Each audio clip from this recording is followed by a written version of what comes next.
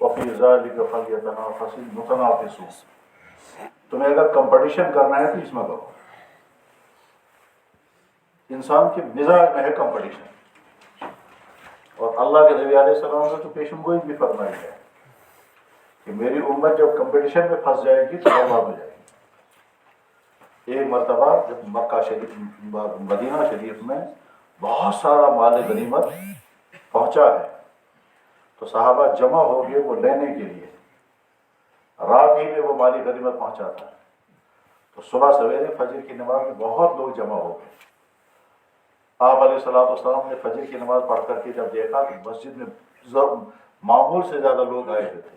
آپ نے فرمایا شاید لوگوں کو پتہ چل گیا ہے کہ ابو عبیدہ مال غنیمت لے کر آئے ہیں اور شاید لوگ اس لیے زیادہ جمع ہو گئے ہیں کہ ان کو فکر ہوگی تقسیم ہوگا تو پتہ نہیں ہمیں بعد میں ملے گا یا نہیں. آپ نے فرمایا میں ابھی سارا تقسیم کروں گا. پھر اس کے بعد فرمایا لا اخشى علیکم الفقر، مجھے اس بات کا ڈر نہیں کہ میری امت میں غربت آئے. ولیکن اخشى ان تبسط علیکم الدنیا، مگر مجھے اس بات کا ڈر ہے کہ پیسہ عام ہو جائے گا، دنیا عام ہو جائے گی، پھر کمپٹیشن ہوگا. ولیکن اخشى ان تبسط علیکم الدنیا فتنافسوا کما یتنافسون من کان قبلکم، جیسے دوسری قومیں کمپٹیشن کریں گے دنیوی معاملات میں ایسے ہی تم بھی کمپٹیشن کرنے لوگوں گے، مقابلے کرنے لوگے گے. وہ بھی ہلاک ہو جائیں گے، برباد، تو بھی برباد ہو جاؤ گے. آج کا زمانہ کمپٹیشن کا ہے ہر چیز میں. اس کا مکان کیسا ہمارا اس سے اچھا، اس کے کپڑے کیسے ہمارے اس سے اچھے، اس کی گاڑی کیسی ہماری اس سے اچھی، اس کا موبائل کیسا ہمارا اس سے اچھا، اس کے ہر چیز میں جو ہی پیسہ آئے گا آدمی فوراً دیکھتا ہے اس کا کیا ہے ہمارا اس سے اچھا. ٹھیک، اس کا کچن کیسا ہمارا اس سے اچھا، اس کے باتھ روم میں کون سی ٹائلیں ہیں ہماری اس سے بھی اچھی عجیب ہونی چاہیے. کمپٹیشن کا زمانہ. اللہ فرماتے ہیں جب تمہیں کمپٹیشن کرنا ہے تو اس میں کرو دین کے معاملے. لوگ راتوں کو جاگتے ہیں ہم پورا ہفتہ کیا سے ہوشیاری کھاندرو. ٹھیک، کاش امت یہ کہتی کہ ہم نے راتیں گزاری ہیں اس حال میں، ہم نے راتیں گزاری اس حال میں اللہ کے لیے. آپ تمام کو بہت مبارک، بہت ہی مبارک، آپ کا ختم قرآن ہو رہا ہے. ایک زمانہ تھا کشمیر میں لوگ کہتے تھے شروع ممکن نہیں کہ ترے بھی مذہب اور قرآن پڑھنا. ایک زمانہ تھا کہ یہاں بہت حافظ تھے، ایسے حافظ بھی تھے کہ جو 2 ہی رکعت میں پورا قرآن پڑھتے تھے یہاں کشمیر میں. چاہے تاریخ میں لکھا ہے، تاریخ میں لکھا ہے کہ حضرت مولانا، تاریخ میں لکھا ہے ایک شخص کا نام تھا حیدر ابن فیروز گنائی. حیدر ولد فیروز گنائی، یہ سری نگر سے دہلی چلے گئے حدیث پڑھنے کے لیے. سری نگر سے دہلی گئے حدیث پڑھنے کے لیے حضرت شیخ عبدالحق مہدوی دہلوی کے پاس. یہ بادشاہ تھا جہانگیر بادشاہ اس کے زمانے میں. تو شیخ عبدالحق مہدوی دہلوی رحمہ اللہ تعالیٰ نے حیدر سے پوچھا تم نے قرآن پڑھا ہے؟ اس نے کہا جی پڑھا ہے. فرمایا قرآن یاد ہے؟ اس نے کہا جی یاد ہے. تم سنا سکتے ہو؟ اس نے کہا جی سنا سکتا ہوں. تو ٹھیک ہے، پھر ابھی 2-4 دن بعد شب برات ہے تو مجھے قرآن سنا. انہوں نے کہا ٹھیک ہے. شب برات آئی، عشاء کے بعد حضرت شیخ نے فرمایا اب سناؤ گے قرآن؟ انہوں نے کہا جی. تو کھڑے ہو جاؤ. حضرت حیدر ولد فیروز گنائی چرخی کشمیری امام بن کر اللہ اکبر کیا اور شیخ عبدالحق مہدوی دہلوی مقتدی بن کر پیچھے کھڑے ہو گئے. اس نے سوچا میں پڑھوں گا تو یہ تھک جائیں گے، اللہ اکبر کہیں گے، میں رکوع کروں گا. لیکن وہ پڑھتے رہے 5 پارے 10 پارے 15 پارے 20 پارے 25 پارے ہوتے ہوتے سورہ الف لام میم سے لے کر کے پارے ہم کے سورہ قل اعوذ برب الفلق پر پہنچ گئے. تو پہلی رکعت کا رکوع کیا. سبحان اللہ. پہلی رکعت تو رکوع سے پڑھتے ہیں الف لام پہ قل اعوذ برب الفلق. اگلی رکعت نے پھر قل اعوذ برب الناس پڑھی تو سلام پھیرا، صبح ہو گئی. پڑھنے والے کا نام ہے حیدر، باپ کا نام تھا فیروز، گنائی خاندان، سری نگر شہر کا تھا. یہ جہانگیر بادشاہ کے زمانے میں، اور دہلی میں تھے بزرگ شیخ عبدالحق مہدوی دہلوی، ان کے پاس مشکات شریف پڑھنے کے لیے. ایک دور تھا کشمیر کا.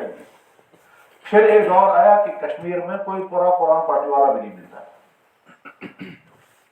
مشکل سے امام صاحب ہوتا تھا 100 آپ ختم شریف بے اوراد شریف بے ساسن تمس فاتحہ دو چار صورتیں بس اتنا ہی، کیونکہ بیچ کا زمانہ ایسا بھی گزرا ہے اللہ اکبر، امام کو مسجد سے نکال کر تیل کی کڑھائی میں ڈال دیا، اور جب مچھلی کی طرح تل گیا وہ تو اس کا درخت میں لٹکایا تو جانور آ کر اس کو کھاتے تھے، اور انگریز نے اس کو فوٹو اٹھایا۔ یہ کشمیر میں ہوا ہے، انگریز نے لکھا اس کو، میں نے اپنی آنکھوں سے دیکھا، وہ ہوا ہے کشمیر میں سکھوں کے زمانے میں، سکھوں کے ایسا ہوا ہے، تمام مسجد سری نگر جامع مسجد میں گھوڑے باندھے گئے۔ تو اس زمانے میں آپ کہاں پڑھنے والا ہوتا؟ پھر اللہ نے حالات یہاں کو پہنچائے کہ مدرسے قائم ہوئے، تعلیم شروع ہوئی، دیوبند سے پڑھ کر کے آنے لگے، مدرسوں سے پڑھ کر آنے لگے، اور اس کے بعد پھر اب یہ بہار پھر آ گئی، جناب شوق و ذوق کے ساتھ 3 پاروں کی تراویح پڑھ رہے ہوں گے، بہت مبارک پڑھنے والے کو بھی، بہت مبارک آپ سننے والوں کو بھی۔ تھکاوٹ ہوئی ہوگی، ٹھیک، نیند آئی ہوگی، لیکن اس کے باوجود کھڑے رہے تو اللہ کو بہت محبت آتی ہے کہ دیکھو میرا بندہ میرے سامنے کھڑا، بلکہ حدیث میں فرشتوں پر فخر کرتے ہیں کہ دیکھو میرا بندہ میرے سامنے کھڑا ہے، حالانکہ اس کو تھکاوٹ ہے۔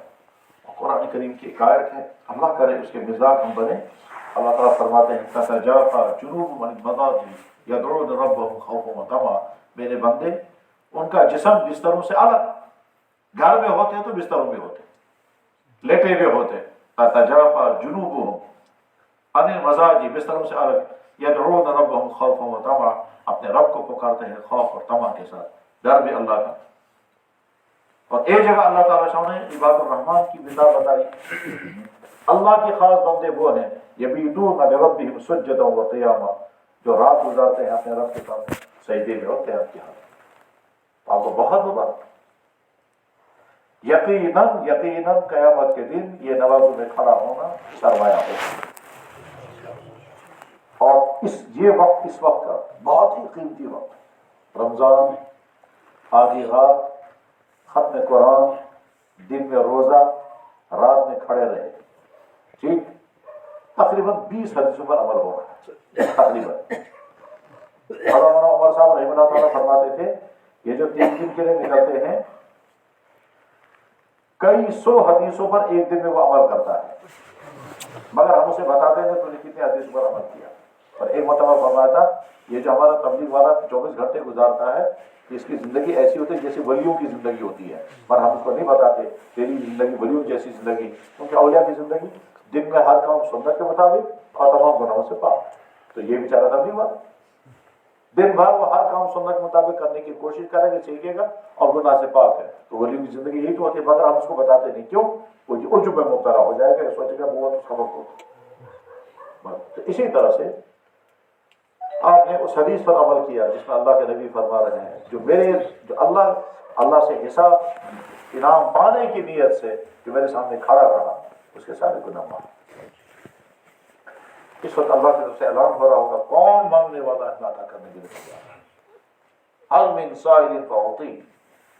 تو جو اللہ کی طرف سے اعلان ہو رہا ہے، اس لیے زیادہ لمبی بات نہیں کرنی ہے، بہت مبارک پڑھنے والے کو بھی اور بہت مبارک سننے والے کو بھی۔ میرے بھائیوں، زبان اللہ نے بولنے کے لیے دی ہے، اسے کچھ نہ کچھ بولنا ہے، کان سننے کے لیے دیے ہیں، کچھ نہ کچھ سننا ہے، ٹانگیں چلنے اور کھڑے رہنے کے لیے کہیں نہ کہیں کھڑے رہیں گے، ٹھیک، دماغ کچھ سننے کے لیے سوچنے کے لیے ہے، کچھ نہ کچھ سوچنا ہے۔ جب آدمی نماز میں کھڑا رہا تو اس کے ٹانگیں اللہ کے لیے کھڑی، اس کے کان اللہ کا کلام سنتے رہے، اس کی زبان اللہ کا کلام پڑھتی رہی، یہ دماغ سے اللہ کا کلام سوچتا رہا، بیچ میں رکاوٹ آئی، تھکاوٹ آئی، پھر ارادہ ہوا چلو گھر جا کر سو جاؤں گا، کیا حال فرض ہے، بیچ میں نکل جاؤں گا، پھر کہا نہیں، تو اندر دماغ میں جنگ کرتا رہا، یہ سب کچھ اللہ کے، اور اس سارے پر اللہ تعالیٰ سے کتنے فضل۔ اللہ کے نبی نے جب تراویح پڑھی تھی وہ تو ساری رات پڑھی تھی، وہ تھوڑی دیکھے تھے۔ ہمارے جو بزرگوں کی تاریخ ہے وہ تو بڑی حیرت انگیز تاریخ ہے۔ امام بخاری رحمہ اللہ تعالیٰ تو تراویح پڑھاتے تھے خود 20 رکعت، امام بخاری خود 20 رکعت تراویح پڑھاتے تھے خود، اور ہر رکعت میں 20 آیتیں پڑھتے تھے، یہ معمول تھا ان کا، روٹین تھا امام بخاری کا، وہ تراویح خود پڑھاتے تھے، ہر رکعت سے 20 آیتیں پڑھتے تھے، 15 دن میں ختم ہوتا تھا، پھر اگلے 15 دن میں دوسرا ختم کرتے تھے۔ تراویح ختم کرنے کے بعد پھر وہ تقریباً 8 گھنٹہ پون گھنٹہ بیٹھ جاتے تھے اور بادام کھاتے تھے، کبھی 1 بادام اور 1 کھجور، کبھی 2 بادام اور 2 کھجور بس۔ اس کے بعد تقریباً 12:30 یا 1 بجے تہجد شروع کرتے تھے، تو 10 بارے پڑھتے تھے تہجد۔ فجر کی نماز، پھر سحری کیا کھاتے تھے؟ وہ خشک ستو پانی میں گھول کر پی لیتے تھے بس۔ اللہ، ان سے پوچھا گیا حضرت اس کو ایسے کیوں نہیں کھاتے؟ کہتا اس میں وقت خرچ ہو جائے گا، تو وقت بچانے کے لیے وہ ایک ہی گھونٹ میں پی لیتے تھے، ستو گھول کر کے پی لیتے تھے۔ اس کے بعد پھر فجر کی نماز کے بعد آرام کرتے تھے 7 سے 8 بجے تک۔ 8 بجے قرآن کھول کر تلاوت شروع کرتے تھے، آفتاب ڈوبنے پر ختم قرآن کرتے۔ یہ امام بخاری کا معمول ہے۔ ہمارے بزرگوں میں حضرت شیخ مولانا زکریا صاحب کے والد غوث اسم شریف مولانا محمد یحییٰ، وہ صبح کو قرآن پڑھنا شروع کرتے تھے اور افطار کے بعد جب افطار کے دسترخوان پر بیٹھتے تھے تو قل برب الناس پڑھتے تھے۔ میں نے خانہ کعبہ میں ایک شخص کو دیکھا، جوان لڑکا تھا، وہ غیر شادی شدہ تھا، جوان لڑکا غیر شادی شدہ تھا۔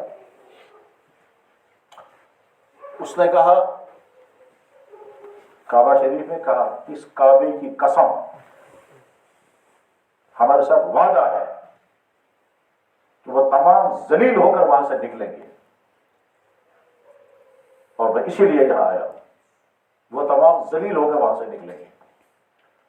میں نے کہا کیا کر رہے ہو؟ کہنے لگا میں صبح کو طواف شروع کرتا ہوں تو قرآن کی تلاوت شروع کرتا ہوں، اور رات کو 10 یا 11 بجے قل برب الناس پڑھتا ہوں تو حجر اسود کو بوسہ لے کر واپس آتا ہوں، پھر کہتا ہے یا اللہ فیصلہ جو آپ نے کیا ہے ہم انتظار میں، کب وہ فیصلہ سامنے آئے گا۔ وہ فیصلہ سامنے آیا، سارے ذلیل ہو کے وہاں سے نکل گئے، سارے ذلیل ہو کے وہاں سے نکل گئے، آدھی دنیا وہاں قبضہ کر کے آئے۔ سمجھ آ گیا؟ ٹھیک، اس نے کہا تھا وعدہ ہے ہمارے ساتھ، سب ذلیل ہو کے وہاں سے نکلے۔ اس کو سوچ بھی نہیں سکتے تھے کہ ایسا ہو بھی سکے گا۔ میں نے کہا کب سے؟ کہنے لگے 40 دن مجھے یہی کرنا ہے، صبح قرآن شروع کروں گا اور آگے رفع ختم کروں گا، روزانہ وہ طواف کرتا رہے گا، طواف کرتا رہے گا اور ختم قرآن کرے گا، اور غیر شادی شدہ لڑکا تھا۔ میں نے کہا کیا پڑھتے ہو؟ مدرسے کا نام لے کر کہا تھا قندھار کابل کا طالب علم تھا۔ تو پڑھنے والے اس طرح سے، میرے بھائیو بہت مبارک ہے آپ کو ختم قرآن کی دولت نصیب ہوئی، 10 دن میں آپ کا ختم قرآن ہو گیا، کل سے یعنی گویا ایک سنت آپ کی ادا ہو گئی۔ آپ کہہ سکتے ہیں یا اللہ ہم نے آپ کا کلام کھڑے ہو کر کے سنا، ہم حق تو ادا نہیں کر سکتے تھے، کر بھی نہیں سکتے، پر یا اللہ ہم نے نقل ضرور کی، ہم آپ کے تھکاوٹ ہوتے تھے پھر بھی کھڑے رہے، یا اللہ قبول فرما لیجیے۔ دعا تو اصل میں کرنی ہے ان کو جنہوں نے ختم قرآن کیا، دعا کرنی انہوں نے جنہوں نے نماز ختم قرآن سنا۔ ہم نے سوچا ہم بھی شریک ہو جائیں گے، عمل آپ حضرات کا ہے، ہم بھی شریک ہو جائیں گے، اور شریک ہونے پر دعا کی قبولیت ہوگی۔ تو میں مختصر سی دعا کروں گا، اس کے بعد اصل جنہوں نے ختم قرآن کیا ہے یہ دعا کریں گے، اس کا فی الفطر کی نماز۔